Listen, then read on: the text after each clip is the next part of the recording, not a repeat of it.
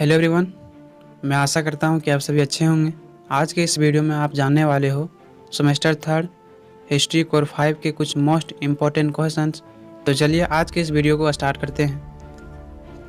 आप लोगों का जो क्वेश्चन है वो है राष्ट्रकूटों के राजनीतिक इतिहास एवं सांस्कृतिक उपलब्धियों का वर्णन करें, अथवा राष्ट्रकूटों के उत्थान और पतन पर एक संक्षिप्त निबंध लिखें। तो सबसे पहले आपको परिचय देना है। राष्ट्रकूट वंश के संस्थापक दंती दुर्ग को माना जाता है, जिन्होंने 8वीं शताब्दी के मध्य चालुक्य वंश को अंत करके राष्ट्रकूट वंश को स्थापित किया। यह माना जाता है कि राष्ट्रकूट राजा पहले चालुक्यों के सामंत थे, जिसके बाद राष्ट्रकूट राजा दंती दुर्ग ने चालुक्य राजा कीर्तिवर्मन द्वितीय के विरुद्ध विद्रोह कर दिया और अपनी स्वतंत्र राज्य को स्थापित किया। राष्ट्रकूट राजा दंती दुर्ग ने मैनखेत से अपने शासन व्यवस्था को प्रारंभ किया था। यानी कि इसमें यह कहा गया है कि राष्ट्रकूट वंश के जो संस्थापक थे वो थे दंती दुर्ग, जिन्होंने 8वीं शताब्दी में चालुक्य वंश का अंत करके राष्ट्रकूट वंश को स्थापित किया था। राष्ट्रकूट राजा पहले जो है चालुक्यों के सामंत थे, और जब इन्हें अवसर मिला दंती दुर्ग ने चालुक्य राजा कीर्तिवर्मन द्वितीय के विरुद्ध विद्रोह कर दिया और अपनी स्वतंत्र राज्य को स्थापित किया। उसके बाद जो आपको पॉइंट बनाना है वो है राष्ट्रकूटों की उत्पत्ति कैसे हुई। राष्ट्रकूट की उत्पत्ति और मूल निवास के विषय में विद्वानों में मतभेद है। डॉक्टर फ्लीट का विचार है कि राष्ट्रकूट उत्तर के राठौड़ों के वंशज थे, जबकि बर्नल का विचार है कि उनका संबंध जो है आंध्र प्रदेश के द्रविड़ रेडियो से है। इस प्रकार राष्ट्रकूट रेडियो के वंशज हैं। इन दोनों के विचार को अधिक मान्यता प्राप्त नहीं है। एक अन्य संभावना यह है कि राष्ट्रकूट मैनखेट के राष्ट्रिकों या राठिकों के वंशज थे। राष्ट्रिकों का वर्णन अशोक के जो है अभिलेख में भी मिलता है। राष्ट्रकूटों की जो भाषा थी वो कन्नड़ थी, और इन्होंने कन्नड़ भाषा को राजकीय भाषा बनाया था। कई अभिलेखों में उन्हें सुंदरनगर लातूर का स्वामी कहा गया है। लातूर निजाम की रियासत का एक छोटा सा नगर था। कुछ विद्वानों का यह भी विचार है कि मैनखेट के राष्ट्रकूट महाराष्ट्र के निवासी थे। राष्ट्रकूट ने यह भी दावा किया है कि वे महाभारत काल के यदुवंशी यानी कि कृष्ण के वंशज हैं। तो इस प्रकार से इसमें यह कहा गया है कि जो राष्ट्रकूटों की उत्पत्ति हुई है, इसको लेकर विद्वानों में मतभेद है। सभी विद्वान अपनी अलग अलग विचारधारा को दिया हुआ है। उसके बाद आपको हेडिंग बनाना है राष्ट्रकूटों के राजनीतिक जीवन, जैसे कि आपको क्वेश्चन में पूछा गया है। इसमें पहला है दंती दुर्ग। राष्ट्रकूट वंश के संस्थापक दंती दुर्ग थे, जिन्होंने 8वीं शताब्दी में इस वंश की नींव रखी थी। इनका जो शासनकाल है 745 ईस्वी से लेकर 758 ईस्वी तक मानी जाती है। दंती दुर्ग ने चालुक्य राजा जो था कीर्तिवर्मन को 753 में पराजित कर दिया और संपूर्ण महाराष्ट्र पर अधिकार कर लिया। इसके साथ ही उसने मैनखेट को अपनी राजधानी बनाई। आगे उसने कौशल, कलिंग और मालवा के शासकों को परास्त किया। उसने कांची के पल्लवों पर भी विजय प्राप्त की। उसने परमेश्वर, परमभट्टारक की उपाधियां धारण की थी। दंती दुर्ग ने अरब आक्रमण को विफल बनाया, जिसके कारण ही चालुक्य शासक जो है विक्रमादित्य ने उसे पृथ्वी वल्लभ की उपाधि दी, जिसके बाद 758 ईस्वी में उसकी मृत्यु भी हो गई। दंती दुर्ग का जो है कोई पुत्र नहीं था, जिसके कारण इस वंश का जो अगला शासक बना उसके चाचा कृष्ण प्रथम बना। दूसरा जो आपको बनाना हेडिंग वो है कृष्ण प्रथम। दंती दुर्ग का कोई पुत्र न होने के कारण उसका चाचा कृष्ण प्रथम शासक बना। इनका शासनकाल जो है 758 से लेकर 773 ईस्वी तक मानी जाती है। वह एक महान निर्माता भी था। उसने मैसूर, वेंगी और कोकण पर अपना अधिकार स्थापित किया था। कृष्ण प्रथम ने चालुक्य की शक्ति को विनाश किया। उसने अपने पुत्र गोविंद द्वितीय को एक सेना के साथ वेंगी के चालुक्य राजा पर आक्रमण करने भेजा। वेंगी के चालुक्य राजा ने आत्मसमर्पण कर लिया।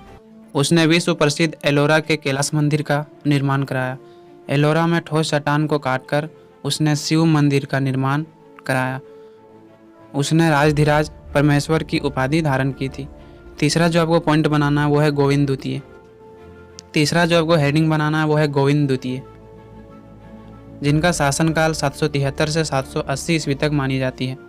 कृष्ण प्रथम के बाद उसका पुत्र गोविंद द्वितीय शासक बना। वह विलासी था, जिसके कारण उसके छोटे भाई ध्रुव ने सिंहासन पर अधिकार कर लिया। ध्रुव ने पल्लव नरेश दंती वर्मन को पराजित किया ध्रुव गुर्जर प्रतिहार राजा वत्सराज और पाल राजा धर्मपाल के समय का था। ध्रुव ने अपनी सैनिक शक्ति से वत्सराज और धर्मपाल दोनों को युद्ध में पराजित किया था। इन विजयों से राष्ट्रकूट साम्राज्य की सीमा में वृद्धि नहीं हुई, परंतु इससे ध्रुव की जो प्रतिष्ठा थी बहुत अधिक बढ़ गई। गंगा यमुना के दोआब में राजनीतिक प्रभुत्व स्थापित करने के लिए राष्ट्रकूटों, पालों और प्रतिहारों में त्रिपक्षीय संघर्ष प्रारंभ हुआ। चौथा पॉइंट आपको बनाना है राष्ट्रकूट राजा गोविंद तृतीय। ध्रुव ने अपने शासनकाल में ही अपने तृतीय पुत्र गोविंद को राजा घोषित कर दिया था।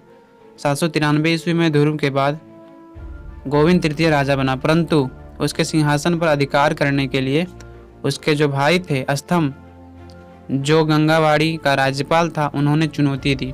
उसने 12 राजाओं का संघ बनाया और गोविंद तृतीय के विरुद्ध युद्ध छेड़ दिया। गोविंद तृतीय ने अस्थम को राजाओं के संघ के साथ पराजित कर दिया, परंतु गोविंद तृतीय ने अपने शत्रुओं के प्रति उदारता का परिचय दिया।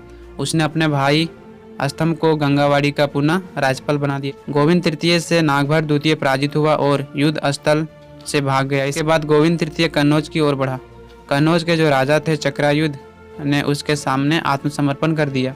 बंगाल के राजा धर्मपाल ने भी उसकी अधीनता स्वीकार कर ली। गोविंद तृतीय ने गुजरात पर विजय प्राप्त की और वहां का राज्य अपने भाई इंद्रराज को सौंप दिया। जब गोविंद तृतीय उत्तर भारत के विजय अभियान पर था, तब गंग, केरल, पांड्य और पल्लव राजाओं ने उसके विरुद्ध षड्यंत्र रचा। गोविंद तृतीय ने उत्तर भारत के विजय अभियान से लौटकर इन्हें करारी पराजय दी। गोविंद तृतीय के विजय अभियानों की जानकारी से लंका का राजा भयभीत हो गया और उसने गोविंद तृतीय की अधीनता को स्वीकार कर लिया। यानी कि इसमें यह कहा गया है कि जब गोविंद तृतीय उत्तर भारत के विजय अभियान पर था, उसी समय कुछ राजाओं ने इनके विरुद्ध युद्ध करने की षड्यंत्र रचा। जब वह वापस लौट के आया तो इन्होंने इन संगठन को पूरी तरह से पराजय कर दिया। पांचवा पॉइंट बनाना है अमोघ वर्ष, जिनका शासनकाल 814 से 878 ईस्वी तक मानी जाती है। गोविंद तृतीय की मृत्यु के बाद अमोघ वर्ष सिंहासन पर बैठा। उसने नई राजधानी मायनखेत की स्थापना की। राज्याभिषेक के समय उसकी आयु मात्र 12 वर्ष की थी। उसकी अल्पावस्था का लाभ उसके विरोधी ने उठाया। सामंतों ने विद्रोह कर दिया। मंगलवाड़ी के शासक ने अपने को स्वतंत्र घोषित कर लिया। वेंगी के राजा विक्रमादित्य द्वितीय ने बदला लेने के लिए राष्ट्रकूट साम्राज्य पर आक्रमण कर दिया। अमोघ वर्ष को सिंहासन से हाथ धोना पड़ा। कुछ समय बाद उसने पुनः सिंहासन पर अधिकार कर लिया। अमोघ वर्ष साहित्य प्रेमी और विद्वान थे। अमोघ वर्ष ने कन्नड़ भाषा में कविराज मार्ग की रचना की। छठा पॉइंट आपको बनाना है अंतिम राजा कर्क। इस वंश के जो अंतिम राजा थे वो थे कर्क। उसके एक सामंत जो था तेलप ने 973 ईस्वी में उन्हें गद्दी से उतारकर और अपना अधिकार कर लिया और तेलप ने कल्याणी के चालुक राजवंश की नींव डाली। अल-मसूदी ने राष्ट्रकूट शासकों की बड़ी प्रशंसा की है। यानी कि इस वंश का जो अंतिम राजा था वो था कर्क। उसके बाद आपको हेडिंग बनाना है राष्ट्रकूटों की सांस्कृतिक उपलब्धियाँ। राष्ट्रकूट प्रशासन व्यवस्था। राष्ट्रकूट काल में प्रशासन का केंद्र बिंदु राजा था। सारे अधिकार राजा के हाथों में निहित होती थी। वह परम भट्टारक महाधिराज की उपाधि धारण करते थे। राजा का जो पद होता था वो वंशानुगत होता था, यानी कि राजा की मृत्यु के बाद उनके बड़े पुत्र ही सिंहासन पर बैठता था। परंतु कभी कभी बड़े पुत्र को शासक ना बनाकर जो उनके छोटे पुत्र होते थे उनको शासक बना दिया जाता था। जैसे कि गोविंद तृतीय को उनके पिता ने अपने जीवन काल में ही राजा मनोनीत किया था, राजा बना दिया था। युवराज प्रशासन में राजा की सहायता करता था। राजकुमारों को आमतौर पर राज्यों का राज्यपाल नियुक्त किया जाता था। प्रशासन में विचार और सहायता देने के लिए राजा द्वारा मंत्रियों की नियुक्ति करता था। प्रशासन की जो सबसे छोटी इकाई होती थी वो ग्राम होती थी। ग्राम का प्रशासन ग्राम के प्रमुख व्यक्ति चलाते थे। गांव में शांति व्यवस्था बनाए रखना उसी का कार्य होता था। ग्राम में सफाई, सिंचाई, शिक्षा, मंदिरों और तालाबों की देखरेख के लिए अलग से अधिकारी होती थी जो ग्राम प्रमुख के अंतर्गत देखरेख में कार्य करती थी। राष्ट्रकूट शासक सेना के संगठन और ट्रेनिंग पर विशेष रूप से ध्यान देते थे। सेना अस्थायी थी। सेना का एक बड़ा भाग राजधानी में रहता था। अस्थायी सेना मतलब होता है कि राष्ट्रकूटों के पास अपना सेना था, वह किसी अन्य सामंतों पर निर्भर नहीं रहता था, जबकि बहुत ऐसे शासक हुए जो अपने सामंतों पर निर्भर रहता था। उसके बाद जो आपको हेडिंग बनाना है वो है राष्ट्रकूटों के धार्मिक जीवन। राष्ट्रकूट शासक शिव और विष्णु के उपासक थे। उनकी मोहरों पर विष्णु के वाहन गरुड़ अथवा योग मुद्रा में शिव के चित्र अंकित हैं। शासकों ने अनेक यज्ञ कराए, जैसे दंती दुर्ग ने उज्जैन में हिरण्यगर्भ यज्ञ किया। एक ही मंदिर में विभिन्न देवी देवताओं की प्रतिमाएं स्थापित की जाती थी, जैसे ब्रह्मा, विष्णु और महेश। हिंदू धर्म के अतिरिक्त जैन संप्रदाय के प्रति भी राष्ट्रकूट शासकों ने उदार नीति को अपनाया। अमोघवर्ष प्रथम, इंद्र द्वितीय, कृष्ण द्वितीय और इंद्र तृतीय ने जैन धर्म को संरक्षण दिया था।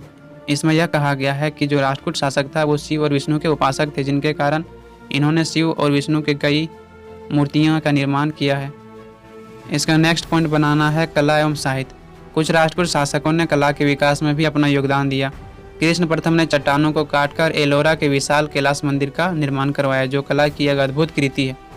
राष्ट्रकूट शासकों ने साहित्य को भी प्रोत्साहन प्रदान किया। उन्होंने शिक्षा संस्थाओं के लिए अत्यधिक मात्रा में दान दिया। उन्होंने कवियों और साहित्यकारों को अपने दरबार में रहने का मौका दिया। अमोघवर्ष ने काव्य शास्त्र पर कविराज मार्ग नामक पुस्तक की रचना की। पोन्ना ने शांति पुराण लिखा। पंपा ने कृष्ण तृतीय के शासनकाल में भारत की रचना की। इस प्रकार जो है राष्ट्रकूट काल में साहित्य के क्षेत्रों में भी विशेष प्रगति हुई। यानी कि इसमें यह कहा गया है कि राष्ट्रकूट के शासनकाल के दौरान कला एवं साहित्य में भी विकास हुआ है। कृष्ण प्रथम ने चट्टानों को काटकर एलोरा के विशाल कैलाश मंदिर का निर्माण करवाया, जो कला की एक अद्भुत कृति मानी जाती है। इस प्रकार से यह देखा गया है कि राष्ट्रकूट शासक कला और साहित्य का प्रेमी था। उसके बाद आपको हेडिंग बनाना है राष्ट्रकूट वंश का पतन। खौटिक का उत्तराधिकारी उसका भतीजा कर्क द्वितीय हुआ। वह भी एक अयोग्य तथा निर्बल शासक था। वह केवल 2 वर्षों तक शासन कर सका।